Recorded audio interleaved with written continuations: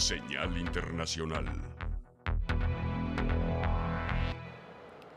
En información internacional, el presidente de Rusia, Vladimir Putin, anuncia que a partir de mañana los países hostiles deberán pagar en rublos el suministro de gas. Rusia suspenderá sus contratos de suministro de gas con todos aquellos países inamistosos que no paguen el combustible en rublos. Así lo anunciaba este jueves su presidente, Vladimir Putin, que ponía también como condición para recibir el gas el abrir una cuenta en la moneda nacional rusa en Gazprombank. Los riesgos existentes son, por supuesto, inaceptables para nosotros, decía Putin en su última aparición. Y si se considera la cuestión en su conjunto, la conversión de los pagos por el suministro de gas ruso a rublos es un paso importante para reforzar nuestra soberanía financiera y económica. El objetivo de esta medida no es otro que el de luchar contra los efectos que están causando a Moscú las sanciones occidentales, especialmente sobre el valor del rublo. Recientemente, el Banco Central de Rusia subía los tipos de interés del 9,5% al 20% de la noche a la mañana, para tratar de evitar el desplome de su moneda. La polémica medida entrará en vigor este mismo viernes. Reitera el canciller alemán Olaf Scholz que Europa seguirá pagando en euros el suministro de gas en respuesta a Rusia. Europa seguirá pagando en euros a Rusia. El canciller alemán Olaf Scholz reiteró este jueves que los pagos por el suministro de gas procedente de Rusia se seguirán realizando en euros. Es la respuesta a Vladimir Putin, quien amenazó con suspender contratos si los países que llamó inamistosos no pagan en rublos. Hemos examinado los contratos de suministro de gas y otros suministros. Dicen que el pago se hace en euros, a veces en dólares, pero normalmente en euros. Y dejé claro en la conversación con el presidente ruso que eso seguirá siendo así. Opinión que también mantiene el primer ministro italiano Mario Draghi. Afirmó además que así se lo aseguró el presidente ruso Vladimir Putin en una conversación telefónica este jueves. Me refiero a las propias palabras del presidente Putin. Los contratos existentes siguen en vigor. Ha comentado varias veces que se trata de una concesión. No lo he entendido bien, pero es una normativa que se aplica solo a las empresas europeas, solo a los países miembros de Europa. Las empresas europeas seguirán pagando en euros o en dólares. Draghi entiende que la conversión del pago de euros a rublos es un asunto interno de la Federación Rusa. El ministro de Finanzas de Francia, Bruno Le Maire, fue taxativo. No aceptamos el pago de los contratos de gas en una moneda diferente a la acordada en el contrato.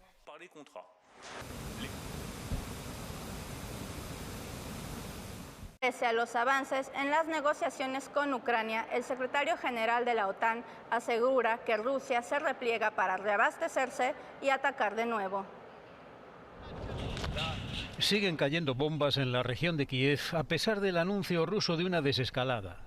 Las tropas ucranianas han recuperado el control de Kukari tras 2 semanas de ocupación y también de Trostianets, cerca de Sumy, donde las tropas rusas han dejado de nuevo un rastro de destrucción e incomprensión. Tengo 8 primos que viven en Rusia. Cuando empezó la guerra les llamé por teléfono y debo decirles que ahora siento que ya no tengo primos porque me dijeron que los rusos venían a liberarnos del nazismo. Rusia ha mentido repetidamente sobre sus intenciones, subrayó el secretario general de la OTAN, Jens Stoltenberg, quien cree que están por venir lo que llamó acciones ofensivas adicionales. Según nuestra inteligencia, las unidades rusas no se están retirando, sino reposicionando. Rusia está tratando de reagruparse, de reabastecerse y de reforzar su ofensiva en la región del Donbass. En su parte de guerra diario, el portavoz del Ministerio de Defensa de Rusia aseguró que los misiles de crucero rusos destruyeron varios de los principales depósitos de combustible utilizados por las tropas ucranianas en el Donbass, que ahora califican de objetivo prioritario. Mientras tanto, el presidente ruso ha firmado un decreto para reclutar a más de 130.000 nuevos soldados en primavera. Reclutas que oficialmente no serán enviados a luchar a Ucrania. Los que ya han regresado son recibidos con honores y para mantener la moral, algunos reciben medallas al valor y al heroísmo. Aumenta la tensión en Israel y los territorios palestinos tras una redada del ejército israelí en territorio de Cisjordania que dejó un saldo de 2 personas muertas. Redada de las fuerzas israelíes en el campo palestino de Jenin, una zona del norte de Cisjordania ocupada. La operación a primera hora del jueves cobró la vida de 2 jóvenes palestinos de 17 y 23 años, según confirmó el Ministerio de Sanidad palestino. Hoy el ejército de ocupación sionista está cometiendo un nuevo crimen en la ciudad de Jenin. Consideramos que este crimen se produce en el contexto del acto natural de la ocupación. Esta ocupación, que tiene como objetivo al pueblo palestino, armado, desarmado, niños, mujeres y hombres, no diferencia a ningún palestino. Se deriva de la creencia de que un buen palestino es un palestino muerto. La redada buscaba detener a presuntos sospechosos vinculados al ataque del martes en las afueras de la ciudad israelí de Tel Aviv, que dejó 5 muertos, entre ellos 2 trabajadores ucranianos y un policía árabe israelí. El ejército de Israel desplegó refuerzos en la Cisjordania ocupada y aumentó el número de detenciones, entre ellas la de familiares del autor del ataque, que había pasado 4 años en cárceles israelíes. Desde el 22 de marzo, 3 ataques anti-israelíes han dejado 11 personas fallecidas, elevando las tensiones en la región. Este mismo jueves, poco después de la operación del ejército, un palestino apuñaló a un pasajero de un autobús en el sur de Cisjordania ocupada, hiriéndolo de gravedad antes de ser abatido por un civil armado a bordo. La Yihad Islámica, el segundo movimiento islamista palestino armado después de Hamás, pidió a sus miembros que estén alerta.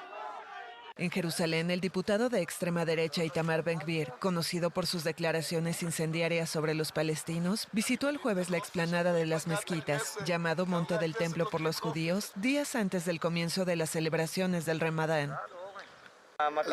Visité esta mañana el Monte del Templo después que el portavoz de Hamás me amenazó con no venir aquí. Me pregunto, ¿quién es él para amenazarme? En el año 2000, la polémica visita del líder derechista israelí Ariel Sharon a la explanada fue el detonante del levantamiento palestino conocido como la Segunda Intifada. El año pasado, durante el Ramadán, mes de ayuno musulmán, el lugar también vivió enfrentamientos entre el ejército israelí y los palestinos. El próximo domingo, Hungría celebra elecciones parlamentarias, donde el primer ministro Viktor Orbán busca su 4º mandato. Hungría afronta 2 opciones de cara a las elecciones parlamentarias de este domingo: afianzar con un 4º mandato el régimen híbrido entre democrático y autoritario del ultranacionalista Viktor Orbán, o la promesa de reinstalar los valores europeos de su rival, Péter Márkizai. Orbán no solo corre riesgo de perder la mayoría de 2/3 con la que lleva gobernando 12 años, sino que son las primeras elecciones en las que la oposición, unida en un frente común desde la derecha radical a la izquierda, tiene opciones, si bien inciertas, de ser alternativa de gobierno.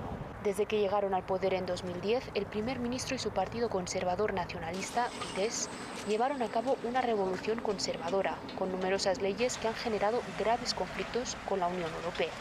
Una nueva constitución que aprobó a solas y que refleja valores cristianos, conservadores y ultranacionalistas, la reforma electoral que favorece al Fidesz, la limitación de la libertad judicial, de prensa y de enseñanza, o el acercamiento a la Rusia de Vladimir Putin y China han marcado los 3 mandatos anteriores. La novedad de estas elecciones es que el sistema de Fidesz se enfrenta a una coalición opositora, liderada por el conservador Márkizai, que no solo promete dar marcha atrás en la pérdida de valores democráticos de la que acusan a Hungría, sino que tiene incluso posibilidades de ganar.